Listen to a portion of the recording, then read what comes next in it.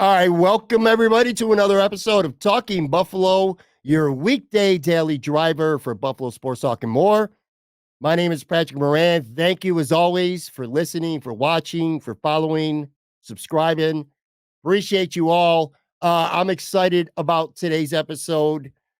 I don't often get a chance to have somebody in the Buffalo sports media on this show for the first time, but this is going to be one of those episodes today.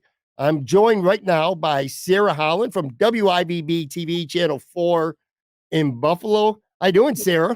I'm doing great. How about you? I'm doing good. And we talked for about a whole 30 seconds before we started rolling the camera and the recorder here. This is literally our first conversation ever. And I'm excited about that. This is today's episode more about an opportunity to get to know more about you, your life, your career. Just 22 years old, correct? 23. 23 now, November. Yep, 23. last November. Yep, 23 now. 23 years old, and you're already cooking here in the Buffalo mainstream with sports media or Channel 4. It's really cool. Kind of want to go back to the beginning a little bit. So I looked up your bio. I know you play softball. We're going to get there as well, too, because I think that's really interesting. But when I looked at your bio, before we even get into your life, your story, I got to say this right off the bat. Your favorite TV show is The Office? Okay, I think are you looking at my I bio was, work? yeah. My No, work bio? UB. UB bio. Okay, so that was ages ago. It has changed. It was The Office probably when I was a freshman, sophomore. Definitely, Mm-hmm. definitely changed. But I love the show. But it's not my favorite anymore. That was a while back. Okay, so old school was The Office. That's my favorite show, man. I could probably spend this entire podcast just talking about The Office. So now you're in Buffalo, but you're actually from Virginia, but you've Yep. always had a Buffalo connection. Elaborate on that. Yes. So my mom grew up in Hamburg, born in Boston, but was raised in Hamburg. She went to Hamburg High School, had three siblings. So my grandpa taught at UB. It's so confusing. They still try to explain it to me, but in the medical field somewhere, not too familiar with what exactly he did, but he loved Buffalo. He grew up a Bills fan, Sabres fan. So yeah, it was great to eventually make my way back here. How did your mom, if you even know this story, how did your mom, because your mom was born in Hamburg, Mhm. but you were born in Virginia. How did you end up in Virginia? So my mom went to UNC, University of North Carolina. She Okay. wanted to escape the snow, so she went down south. And my grandparents bought a beach house in the Outer Banks, and then so she went down south and ended up getting a job in Washington D.C. When she was young. I think back in maybe the 80s, 90s, and then met my dad in D.C. They worked together for a little bit. So I grew up right outside of Washington D.C., Northern Virginia area. So that's how they kind of got over there. Do you know where Chantilly, Virginia is? Yeah. Yep. I live probably 20 minutes away from Wow. Chantilly. Yeah. So my sister and my mother both live in Chantilly, Virginia. No way. Yeah, yeah, they've been there That is so probably for a good That's so decade close. now. Yeah. Yeah. No, that's so close to where I grew up. So what were some of the things that you were into as a kid growing up? I know you played softball. We'll talk about that for a few minutes. That kind of was a vehicle to get you to Buffalo in a way anyway. But talk Mhm. about besides softball, like some of the things that you grew up doing, things like that. Yeah. I mean, I loved sports so much. I was a full on tomboy when I was little. Basketball, roller roller hockey, whatever you want. But and of course softball. I pretty much my entire life was spent the week at school, the weekends at a tournament somewhere. That was my life growing up. But I guess outside of sports, there wasn't too much. I feel like again as a child I was pretty active, but I have an amazing sister and we're so close.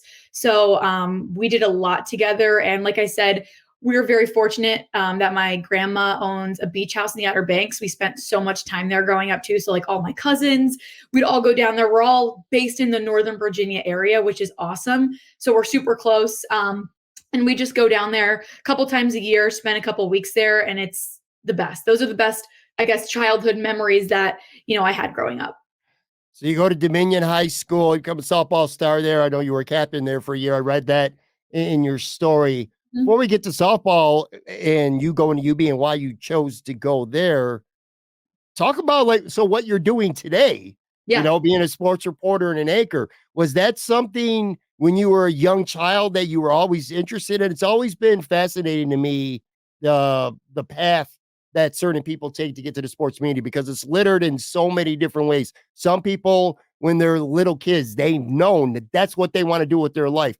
Other Mhm. people, they had no idea that this was the field that they would want to get into, and they got older, and then maybe something clicked, and Yeah. the bell went off in their head, and they said, "This is something that I want to pursue." Like, when did you first get an inkling that being in sports and broadcasting was something that was of interest to you? I would say it was honestly middle school for me. Not so much the broadcasting and maybe reporting side. I knew I wanted to do something with sports. I was a huge Caps fan growing up. And honestly, my love for DC sports led me to think that, I don't care what I do after college. I just want it to be in sports. And so for a long time, I thought it was maybe sports psychology because I loved learning about the mental side, especially playing softball growing up. That's such a mental game. That's half the battle, right? So I thought that's maybe what I wanted to go into. And then high school, my mom was like, maybe you should see about taking like a journalism class, maybe a writing about sports. So I joined our high school newspaper. And I was interested only in sports. So my teacher then, he was great. He was kind of trying to push me a little bit into other things, and I was like, nope, I only want to do sports. So I got to write a little bit about the Washington Nationals and the Capitals and our high school team sports. And soon I realized, I don't really love too much of the writing aspect, but I think it'd be so interesting to learn more about the on camera. So I loved Erin Andrews growing up, like I'm sure many women in this industry Sure. have. So really, I would say at the end of high school is when I started to realize, okay, I think I want to do something on camera with sports. Well, wanting to do something and being good enough to do it are two different things. Did you kind of was it something that came naturally for you? Do you feel like being in front of a camera and being able to talk? Because that's a skill that not everybody has, and it's not always necessarily even learned. Sometimes you either have it or you don't. Yeah, no, definitely. I would not say it came natural. I remember my first couple reels that I posted on YouTube. I bought an Amazon tripod that my phone microphone that didn't work half the time, a ring light that was terrible. And I looked like a deer in headlights when I got on camera. But I knew that it didn't come natural to a lot of people in the field. So I just needed to keep getting reps and reps and reps. And that's what I was also told by, a lot of people in the industry. So that's what I did. And I just kept working at it. And then I think over time I got a little bit more comfortable.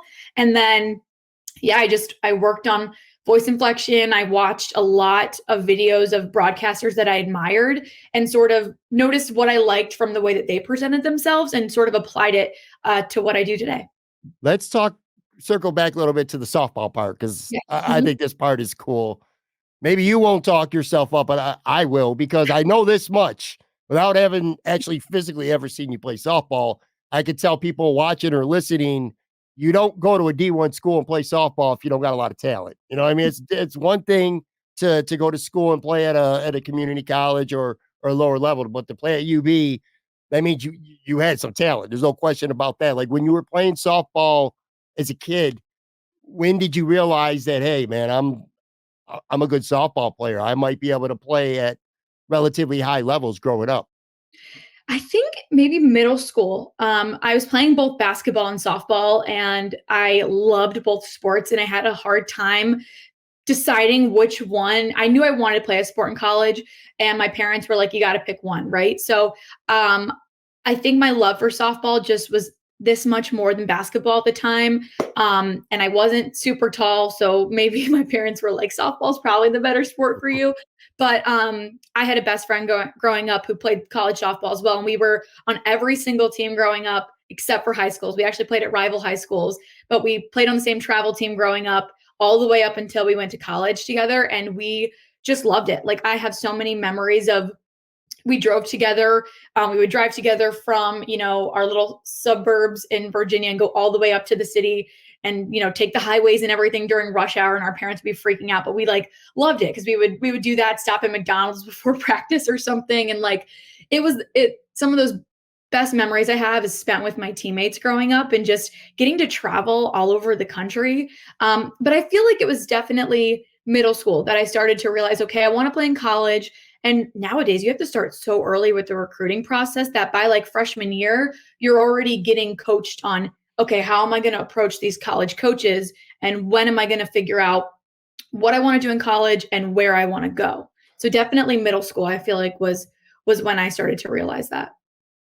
What you just said is why I always, I talk to so many people who have kids or will have kids someday, and I'm like, I think it is so important for kids to play anything, whatever it is that they want to do, whether it's football, baseball, hockey, volleyball, don't even have to be sports, Yeah. art, music, Mhm. course, whatever it may be, to be involved in something. Because I just asked you a question about when you knew that you were good at a specific sport, and you got to that. But what I really liked about that, and this is the reason why I hammered this point home, you spent a lot of time talking about the great memories that you had, a friend that you played with, going to McDonald's before practice, the trips around tournaments and stuff around the country. Those kind of memories that you take with you, I think, are a big reason why people should be involved in a sport, whether they're great at it, whether they're not great.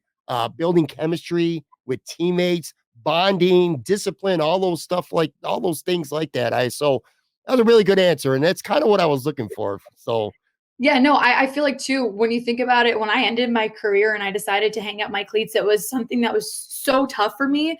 But when I look back, like I remember all of the tournaments, the sleepovers in the hotel rooms with my teammates, the memories that we made in between games, um, much more than the wins and losses, right? Like I don't remember what tournaments we won, what our record was when we finished it, but I remember all of the girls that again, my best friend today is the girl that I met when I was 6 years old and we were playing little league together. So yeah, you meet so many great people and it's brought so many, great coaches and just great memories into my life. So that is so cool. All right, so you're raised in Virginia. You got your hometown Buffalo connections here.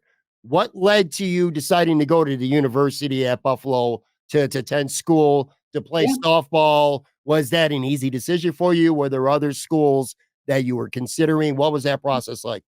So the recruiting process can be really, really tough on athletes.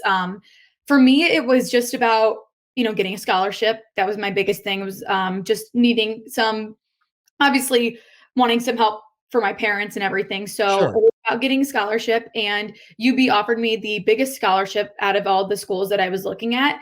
I really wanted to go to a school in the Northeast. I grew up obviously in Virginia and I grew up a huge hockey fan. So I really wanted to go to a city. I remember telling my parents, I want to go to a city where they have professional sports teams and they love hockey. Like that's what I wanted to do. And my parents were like, okay, that might be a little difficult. But yeah, we went up. I remember my travel coach at the time said, "Hey, we had some interest from the university at Buffalo. Would you want to, schedule a meeting to go up there and meet the coaches and everything?" And I was like, "Yeah, sure, I'd love that." So my dad and I drove up. I remember, and it was my second time to Buffalo. Actually, the first time I'd ever been was for my 16th birthday. All I wanted to do was see the Caps play an away game, and we were going to go to the Hockey Hall of Fame in Toronto. And my dad was like, the tickets at Scotiabank are outrageous. Let's see if they're playing in Buffalo. They were playing in Buffalo a couple days before they played the Maple Leafs. So we went to KeyBank Center in 2016, I believe it was, and then drove up to the Hockey Hall of Fame. But that's besides the point. So that's the first time I ever went to Buffalo, came back for a camp at UB, and I love the campus. I know it's probably not the prettiest campus to many people out there, but it felt like home. I met some of the girls on the team then. They were so nice. And everyone in the athletic department was just so awesome to talk to. So, What's it like playing a D1 sport, at a higher level, mhm. not so much even just the sport, but practice, being able to balance practice in games and just being on the team with school. I know for some people are like, but that could be a hard thing to do, being able to Oh, balance playing sports and your education at a college D1 level. yeah, it was tough. I will say that, of course, my freshman year of college, too, COVID happened in our spring semester, what was supposed to be my first softball season. It was tough, though. The fall, it was a lot of just learning how to balance my classes with playing. Thankfully, softball is obviously not a fall sport, so I didn't have to miss much class. And I had, when you're a freshman, you're living in the dorms. I think we had 11 girls in my recruiting class. So I was surrounded by so many girls that were going through the same thing that I was doing, which is one thing I will say I miss so much about UB softball was just the connection all of us had on the team. It was so great. But yeah, like my best friends again till this day, I was freshman with in the dorm. So we would do everything. We'd go to class separately. We would go to practice for 3 to 4 hours, lift. We'd go get, our food at the dining hall. We would stack our plates because we were starving. And then we would go take a nap. And then we'd meet up for study hall later. Like that was our everyday routine. I think it made it easier because when you're an athlete, you sort of have that connection and you have all those resources to make sure UB does a great job with making sure that, you have the help that you need in study hall, tutors, whatever. And so I think that's what made it really easy was I had 10 or 11 girls with me all doing the same thing. Was it? It's still a little bit of culture shock, going from living at home, growing up, as a kid in Virginia, and then now you're on your own to an extent anyway, in another state that's only vaguely familiar. And you're close enough that you could get home when you need to, but you're still far enough away that you're far away. Yeah, no, I think when I was a freshman, I was finally excited to leave my house. I'd lived with my parents for 18 years. I was like, I get to be on my own, freedom. And that was really exciting my freshman year, at least my first semester. And I was living with a couple Canadians, so they were even further away from home. One was from Toronto, so she was pretty close, and then one was from Buffalo. So I kind of got a little bit of a mix of like, okay, I'm not the farthest girl, which helped me a little bit with like any homesickness. But I will say the snow definitely shocked me my freshman year because in Virginia we would have school canceled if there was a threat of snow. 2 inches threat, we're done for 2 days. And I remember this so clearly. I woke up one day out of my dorm, looked outside. It was like 3 feet of snow. I was like, yes, practice is probably canceled. School's probably canceled. And my roommate, she was from upstate New York. And she was like, no, that's not how it works here. And I looked and then I was like, oh my God, the roads are already plowed. The sidewalks are plowed. And I was like, wow. So I think the biggest thing from my freshman year was definitely just getting used to the weather. That was a big thing. But I did get to see my parents a couple months in. They flew when we had, I think it was homecoming weekend for the football team. So it was so great to get to see them. And yeah, no, I definitely think it was just, we had so many girls from all over the world. So it was nice to bond together when we did get, homesick at any time. So Yeah, for sure. You're with a bunch of people who are kind of experiencing the same thing, at least to some extent. right. That you are. That's funny about the weather. My mother tells me that all the time too in Virginia. If it snows at all, it shuts down. It's because A, people aren't used to it, but more importantly, B, which you learn being in Buffalo is the snow removal, being able to salt the streets and stuff like that, the trucks, the equipment, that places that snow all the time. Buffalo has that where Yeah, but Virginia, he places like doesn't that. have the resources to do Yeah, anything. right, right. So you take digital communications and media at Mhm. UB. When do you feel like you started to get serious? Like you talked about, putting some reels together and stuff like that. At what point while you were at UB did you decide to really start taking it serious, pursuing what you're doing today? Yeah, so definitely sophomore year, because like I said, end of freshman year, COVID happened. It was, we all go home, didn't come back for months. So I would say the beginning of my sophomore year, I had gotten with UB Athletics and I told them like, I really want to be on camera. Is there any way I could, do anything? And they were great. They immediately helped me out.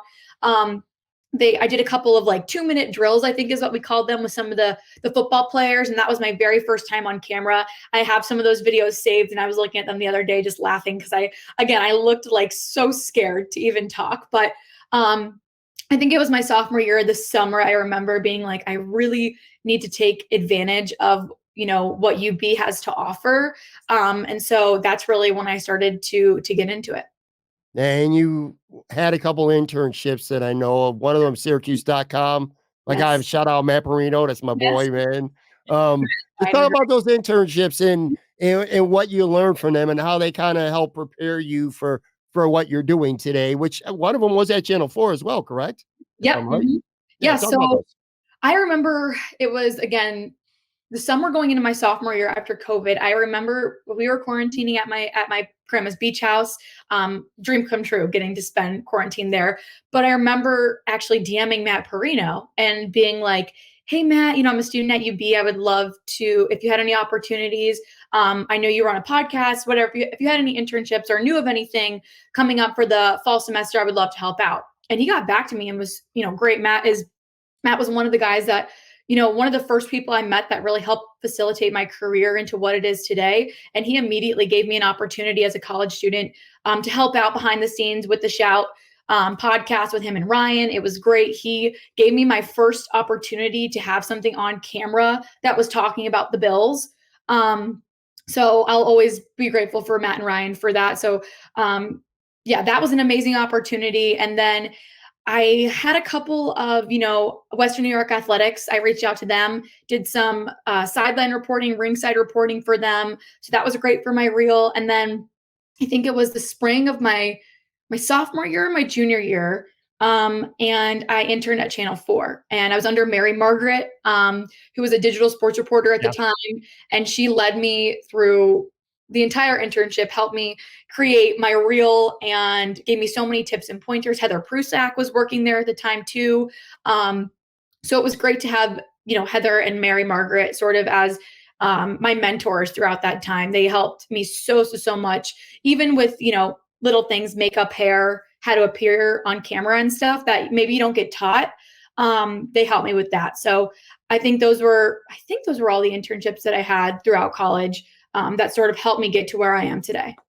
You mentioned Mary Margaret. She was on the show before. I love her. She's one of my favorite people. And obviously Matt and Ryan. Matt's a good dude too. And like I said, it's kind of feels full circle to me. I remember when because he was in Vegas and he came back to Buffalo, and he came in the summer of July of 2018 and literally got thrown right into the fire, right at Bill's training camp right away. That's really cool. All right, so you talked about playing softball, and ultimately what went into the decision to hang up the cleats, as you said? Yeah, there was a lot of things. Honestly, I think for me, it was just the long-term view of my career. And I knew that I really wanted to get an internship.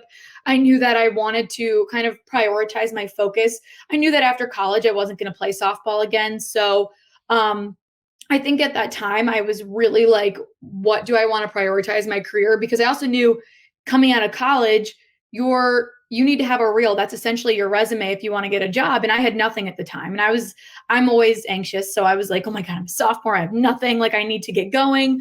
And I think it was just a little bit of that. Also, like being a Division I athlete's not easy. The 4 or 5 hour practices, the 6 a.m. lifts and conditioning were really catching up to me.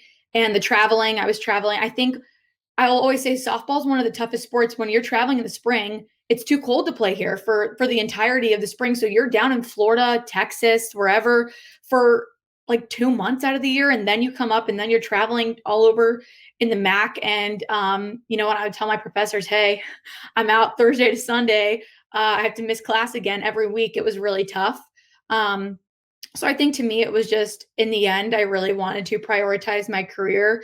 And it was so hard because, again, I did not envision my college career going the way that it did, but it had to happen. So all good things come to an end eventually. And I don't regret my decision at all because I had all those internships after. I still lived with my teammates. And today I give softball lessons at a local place out in Clarence. So I get to, still have that touch of being a softball player and getting to have the sport back that I played for so long and that I ultimately love. So, yeah, that's kind of what I think led into the decision of me deciding to hang up my cleats.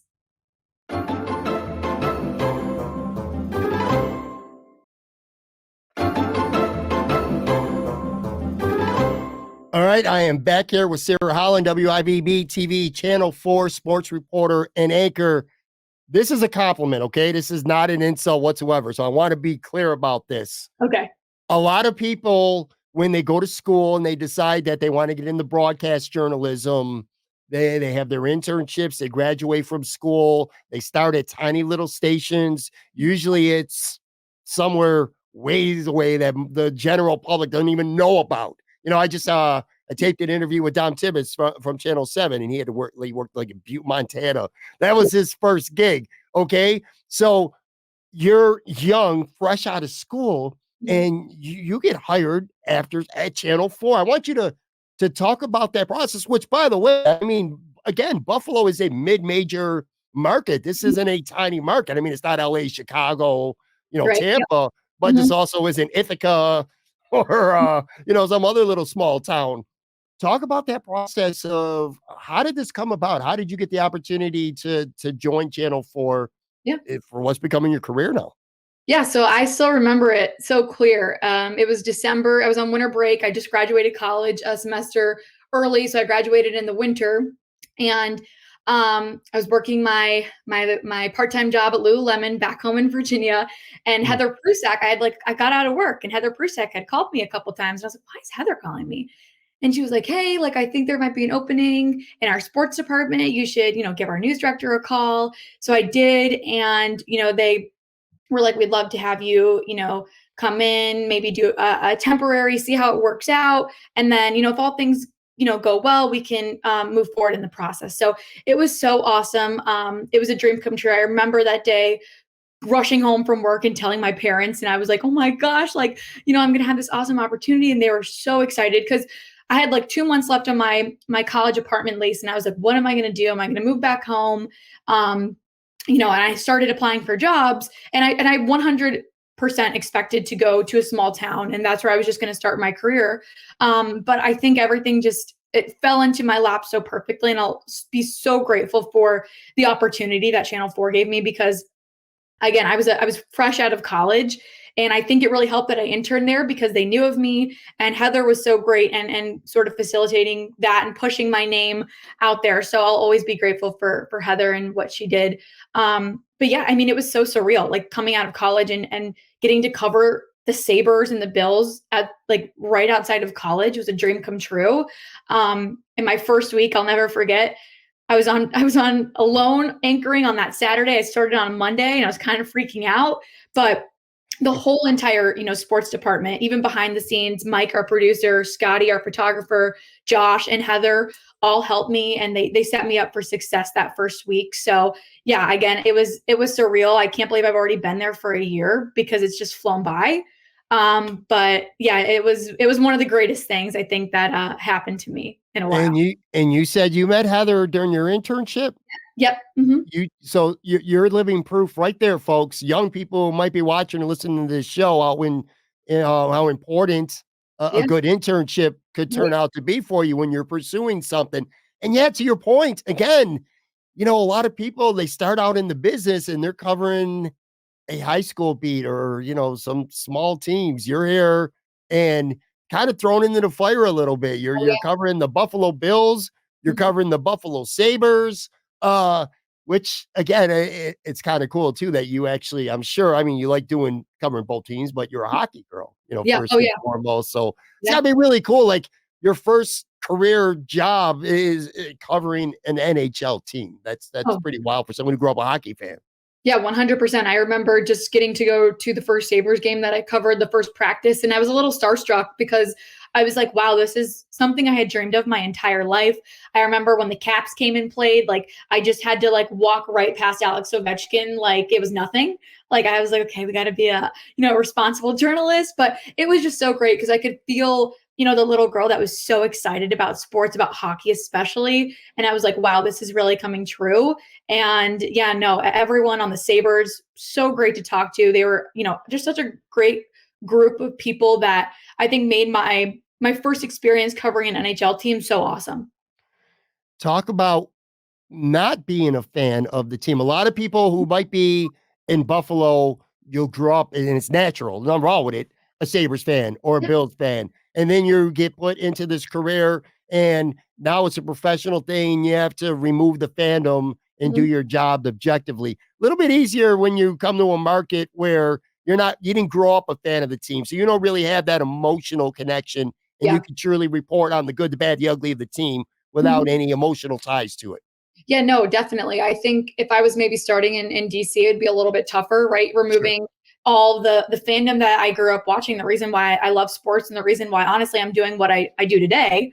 But yeah, I mean, my mom grew up my mom's side of the family were big Bills and Sabres fans, but I will say it was a little bit easier because I didn't have that emotional connection to them. But I mean, when you're covering a team, like I always say, I root for my story. What's going to look the best for me? What's going to be the most fun to report on, right? I love covering winning teams. So it's not necessarily I want the Sabres to win because they're the Sabres, but I want to cover a winning team. So yeah, I think a little bit of that goes in. And when I started, obviously the spring looked a lot different for them last year, just considering where they finished, and that was exciting. Getting to cover, maybe that little push towards the playoffs. Were they going to break, the drought or not? But yeah, no, I definitely think it's a little bit easier for me as someone that hasn't grown up in Buffalo, and not being a Sabres or Bills fan. And I'll tell you right now, I talked to so many sports journalists. I'm not saying they're lying. Like, you could not root for the team to win you don't have to be a fan of the team, but make no mistake about it. You want the team to play well because just it makes your job, it probably makes your life easier. If you're going into you're going to the KeyBank Center and you're going to talk to Tage Thompson, it's a lot easier to talk to him when the team's playing well and he's putting the puck in the net, as opposed to, hey, Tage, you've scored 1 goal in the last 11 games. You've lost 7 out of 8. You're going to be ornery. He's not going to want to talk. He's not going to give you anything. So, when people say that doesn't matter, I don't believe them. I do think it matters. So anyway. No, totally. Covering a winning team is so much more fun. Sure.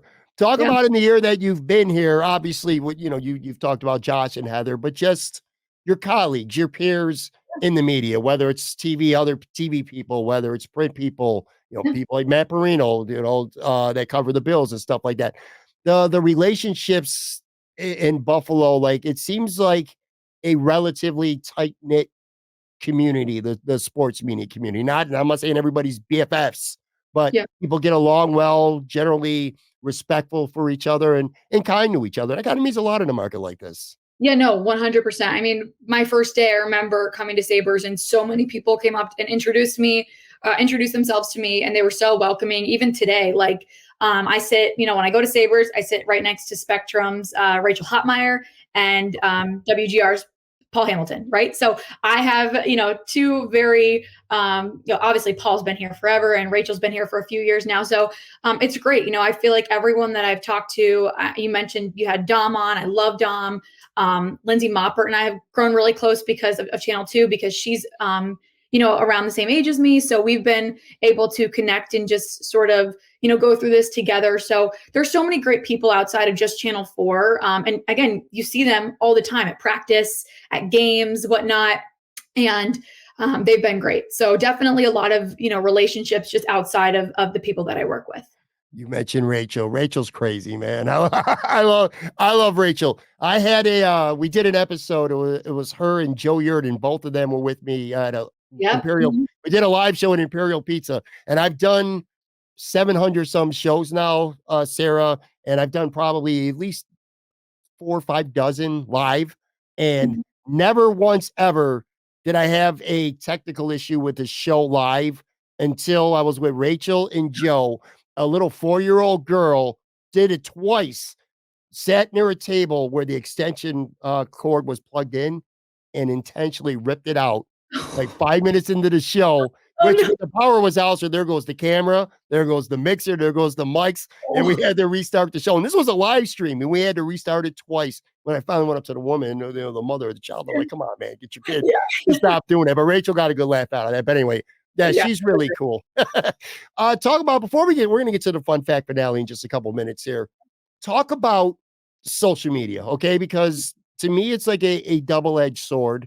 You need social media. It's beneficial, especially for someone like you in your career. When you put something out, it's instant. Thousands of people are going to see what you're talking about, what you're doing instantly. There's a lot of benefits to it. It's a great way to develop contacts. I mean, you literally talked a little while ago about reaching out to Matt Parrino via Twitter, and that kind of helps set you up with an internship ultimately. But so there's a lot of good to it, but there's also a lot of ugly shit, a lot of nasty people, a lot of trolls, a lot of attention seekers, people who just want to say dumb things to you to get your attention. And I would imagine, and I've talked to other women in sports, that it could even be worse. You just people assume, a pretty face who doesn't know anything about sports, stuff like that. Like, got to talk about being able to, what's your take on social media and the balance between like good and bad?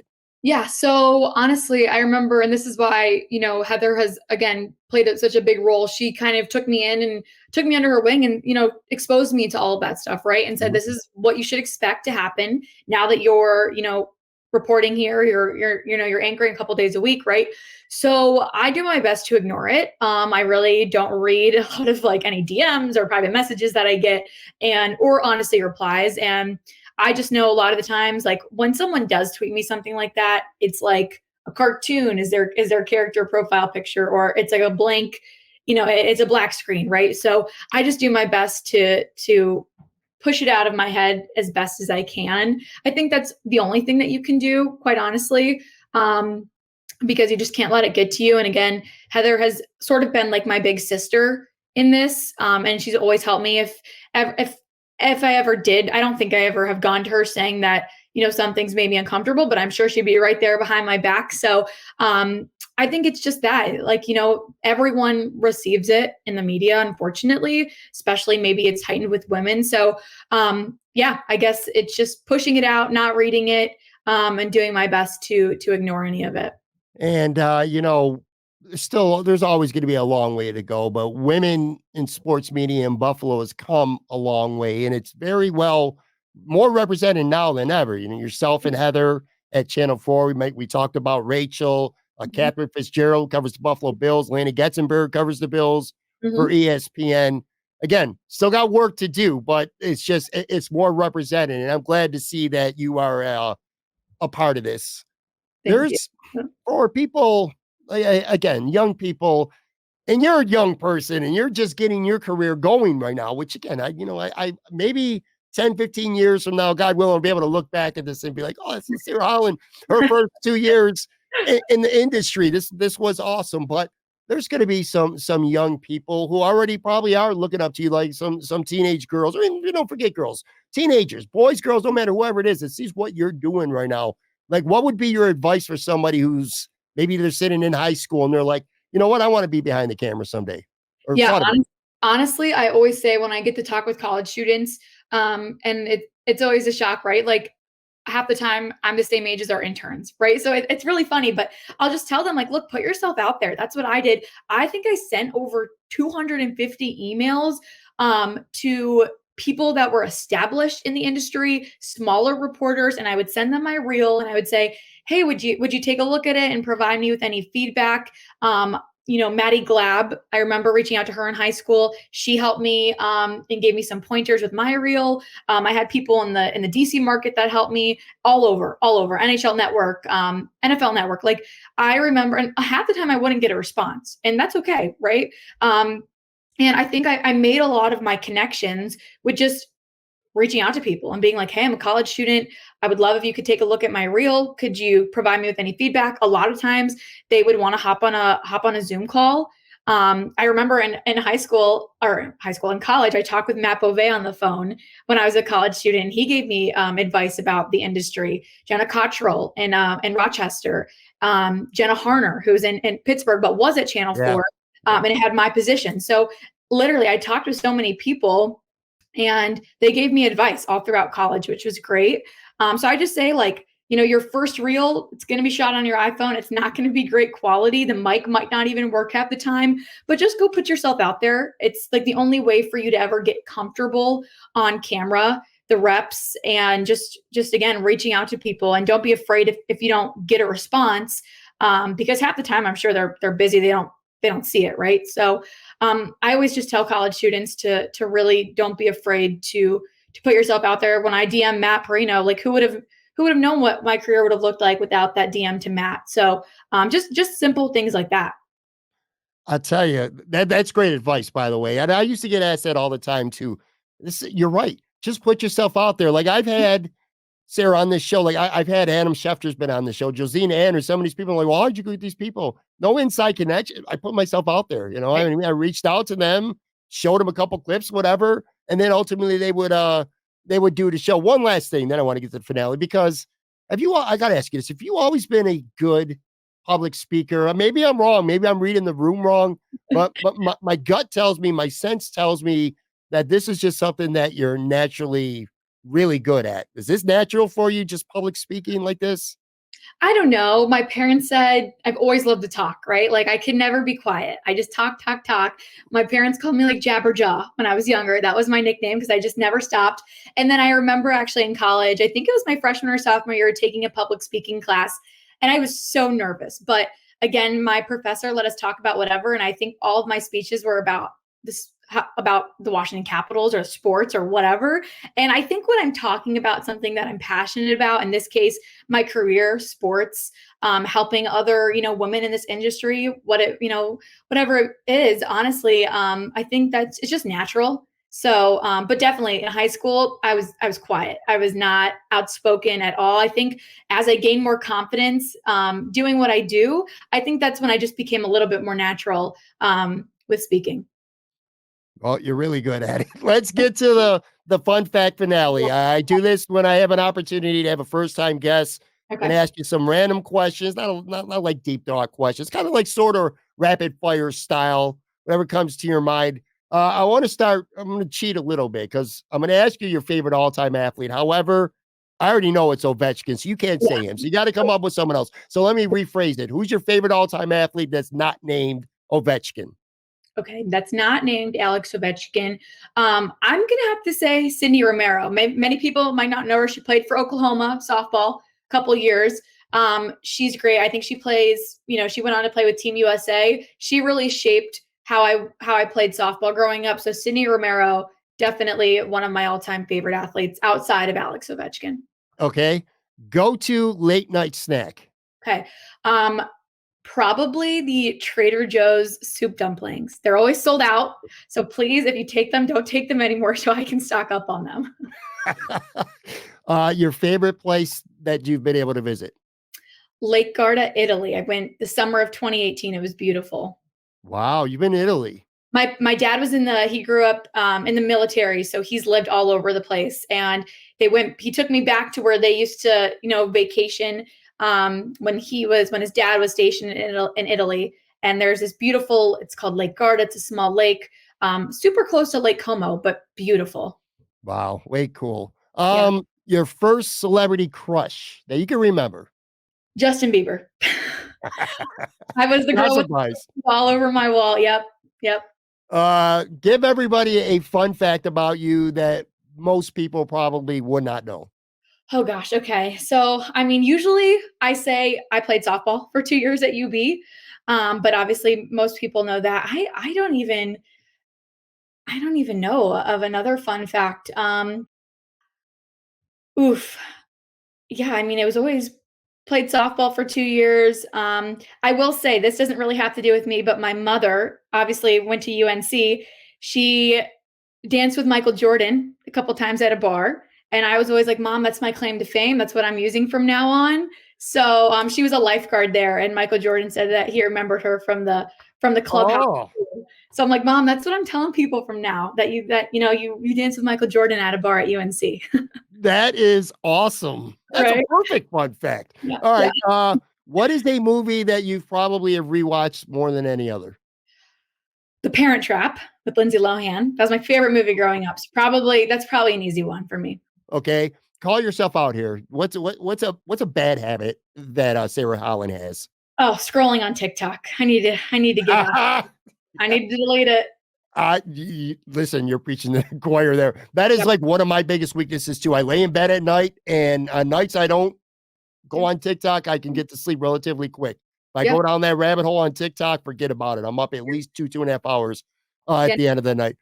All right, let's say we're somewhere right now. I don't know. We're at Coles or Good Bar, somewhere on the Elmwood Strip. Okay, having a Okay. drink. They got karaoke going on, and I'm like, no, Sarah, I want you to get up there. And I don't know if you're a good singer, if you're the worst singer that's ever lived, but in this world, you're actually, at least in your own mind, you're a Okay. good singer. You're an entertainer. You're going to get up on stage. What are you going to sing that's going to have the crowd excited? Okay. So yeah, before they all hear my voice and want to leave, probably any Justin Bieber song would be an easy answer. So I'm gonna go with Bohemian Rhapsody by Queen. I could nail that. Okay, you can Yeah. nail it. In your Yeah. mind, you can nail it, or can you really nail it? I can nail it out loud, but I'm sure no one else would want to hear it. So, Do you all right, so in the sports media, I don't even know if I'm sure you've had a chance to meet him. I told Dom this when we taped our interview as well. I don't know if you know this. Sal Capaccio is actually a really good singer. He's a oh, great really? I karaoke did not singer. know that. He's got those old I Italian style now crooner songs. I need to hear it from Sal. So, Yeah, next time you see him, make sure you ask him. yeah. All right, two more here. If being in this career wasn't going to work out for you, and you're like, you know what, I don't have it. This is not what I want to do anymore, whatever. What do you think you may be doing with your life? There's so many things I go back and forth on. I feel like I could live a million different lives, but I would honestly, I would love to like maybe get into real estate. I've always loved looking at houses or interior design. I love like that's where I spend all my money. I go to Home Goods and I'm like, oh, I need this for my apartment. Like I don't need it, but yeah, probably something in that realm. What area, by the way, sidebar here. What area of Western New York are you living in right now? Are you in the city? Northtown, so Williamsville, Clarence area. Okay, good. So you're one of the very few people who actually don't live in the Elmwood Village or Yeah, the no, city that works in the sports media like almost everybody does. yep, nope. All right, last question here. This is one of my favorites. I always ask this. 3 celebrity dinner guests to come to Okay. your apartment, have a couple drinks, a nice meal, dead or alive, any era for whatever reason. I mean, they're funny, sentimental reasons, whatever it may be. You can have 3 with you at your table. Who you got? Adam Sandler. I feel Good like one. that's just obvious. Freddie Mercury, big Queen fan. I feel like it'd be so great to get to talk to him. And then I've been binge watching The Crown lately, and I don't know why, but the first person that came to my mind after those two was Queen Elizabeth. So Okay. random, but I'm like, hey, I've been watching The Crown like it's nobody's business, and I'm like, that would be awesome to get to sit down with her. So I think those would be my 3. Pretty weird group, but yeah. Yeah, I like it though. I like it. All right. So we're done here. I got to say something though. I'm going to tell you. Now I watch the local news here. I live in Buffalo again. I lived in Florida for 5 years. I'm back here for good. I see you on TV from time to time, and that's 60, 90-second, hits from wherever, sometimes in the studio and stuff for a couple minutes. And this is the thing about TV anchors and reporters. Your job is tough in a way because you only get a certain amount of time to Right. tell whatever stories that you're going to tell. Mhm. And that always had me wondering, just why I said 22, but even 23 years old, how is somebody already entrenched in the mainstream media on the TV side in this market? And 46, 47 minutes later, I get it now. Oh, I get it. I do. I get it, man. You're really talented. You're engaging. This was a really fun conversation. I got to know a lot about you, and I hopefully people watching or listening do. But I get it now. I really do. Thank you. All right, guys. And make sure you follow Sara on Twitter at Sara with 2 A's. Yes. Sara Holland. Check out her great work at WIVB-TV, Channel 4 in Buffalo. Thanks very much, Sara. Thank you. All right, guys. And I will be back with another episode tomorrow. I'll talk to you then.